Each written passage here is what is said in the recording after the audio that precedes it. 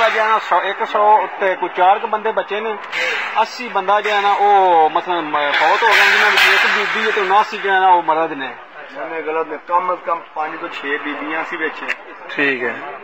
3 तो 4 बच्चे सी सीरियां दे उस तो बाद फैमिलियां सन जेड़े मरे ने जेड़े साढ़े तो सामने तो कोई रेस्क्यू नहीं सही है 104 बंदे जो ऑपरेशन हुए यार पाकिस्तानी सिर्फ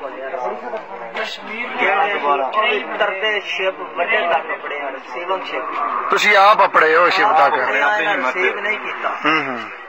ਠੀਕ ਹੈ 400 ਮੁੰਡਾ ਪਾਕਿਸਤਾਨੀ ਹੈ 3 ਬੰਦੇ ਇਹਨਾਂ ਆਖਿਆ 79 ਮਰ ਗਏ ਜਿਹੜੀਆਂ ਬਾਡੀਆਂ ਸਾਨੂੰ ਲੱਭੀਆਂ ਨੇ ਤੇ 104 ਰੈਸਕਿਊ ਕੀਤੇ ਨੇ ਜਿਹੜੇ ਜ਼ਿੰਦਾ ਨੇ ਬਾਕੀ ਉਹਨੇ ਲੱਭੇ ਨੇ ਸਮੁੰਦਰ ਦੇ ਥੱਲੇ ਟੁਰ ਗਏ ਨੇ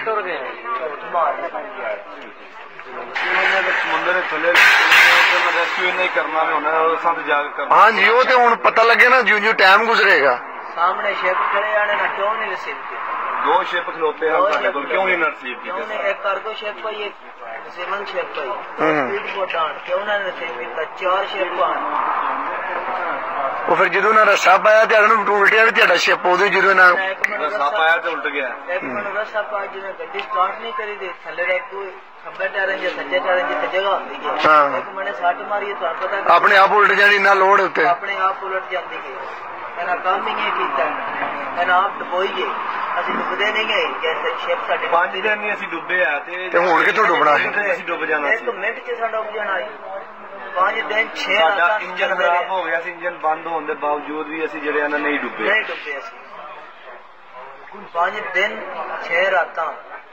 6ਵੀਂ ਰਾਤ 2:30 ਦਾ ਤਕਰੀਬਨ ਟਾਈਮ ਹੈ ਜਿਸ ਮੈਂ ਟਾਈਮ ਦੇਖਿਆ ਉਸ ਟਾਈਮ 2:15 ਆਣ 2:15 ਤੋਂ ਬਾਅਦ ਤਕਰੀਬਨ ਫੌਰਨ 10 ਮਿੰਟ ਬਾਅਦ ਇਹ ਵਾਕਿਆ ਹੋ एक मने ना जरा रस्सा पाया उस वजह तो दूजी इन्हों की गल इन्हें रसीव भी जान के नहीं किया 2 स्पीड बोटां ने कार्गो शिप कोई एक रिसीविंग शिप हेलीकॉप्टर आया सारा कोई वेट थक गया डरस हर मने चला सिर्फ इंजन खराब ਉਹਨਾਂ ਦੀ ਗਲਤੀ ਹੋਈ ਹੈ ਕਿ ਜਦੋਂ ਖਿੱਚਿਆ ਨਾ ਰੱਸੇ ਨਾਲ ਉਲਟ ਗਿਆ ਸ਼ਿਪ ਨਹੀਂ ਰੱਸਾ ਪਾਉਣ ਦਾ ਮਕਸਦ ਕੀ ਸੀ ਇਤਨਾ ਵਜ਼ਨ ਹੈ ਲੋਡ ਉਹਨਾਂ ਦਾ ਦਿਲ ਸੀ ਕਿ ਇੰਜੀ ਸ਼ਿਪ ਬਾਹਰ ਲੈ ਜਾਈਏ ਕਿਸ ਤਰ੍ਹਾਂ ਕਿਵੇਂ ਖਿੱਚਿਆ ਜਾ ਸਕਦਾ ਸਾਨੂੰ ਸਿਰਫ ਇਸ ਗੱਲ ਦਾ ਜਵਾਬ ਅੱਗੇ ਵੀ ਗੇਮਾਂ ਰਿਸੀਵ ਹੁੰਦੀਆਂ ਨੇ ਕਦੀ ਐ ਜ਼ਿੰਦਗੀ 'ਚ ਨਹੀਂ ਹੋਇਆ ਜ਼ਿੰਦਗੀ 'ਚ ਨਹੀਂ ਇੰਜ ਹੋਇਆ ਸਾਵੇਂ ਕਿ ਗੇਮਾਂ ਹੋ ਸਕਦਾ ਥੋੜੀ ਚੜੇ ਨਹੀਂ ਚੜਦੇ ਤੇ ਵੇਖਿਆ ਹਾਂਜੀ ਗੇਮਾਂ ਅੱਗੇ ਵੀ ਰਿਸੀਵ ਹੁੰਦੀਆਂ ਰਹੀਆਂ ਨੇ ਅੱਗੇ ਵੀ ਇਹਦੇ ਰਿਸੀਵ ਮੈਨੂੰ ਚੌਥੀ ਗੇਮ ਹੀ ਲਾਉਂਦੇ ਆ ਲਿਬੀਆ ਤੋਂ ਉਠਣੀ ਦੀ मैंने साल हो चला लिबिया में होना इस टाइम मैं यूनान हाँ रब ने दोहरी जिंदगी दी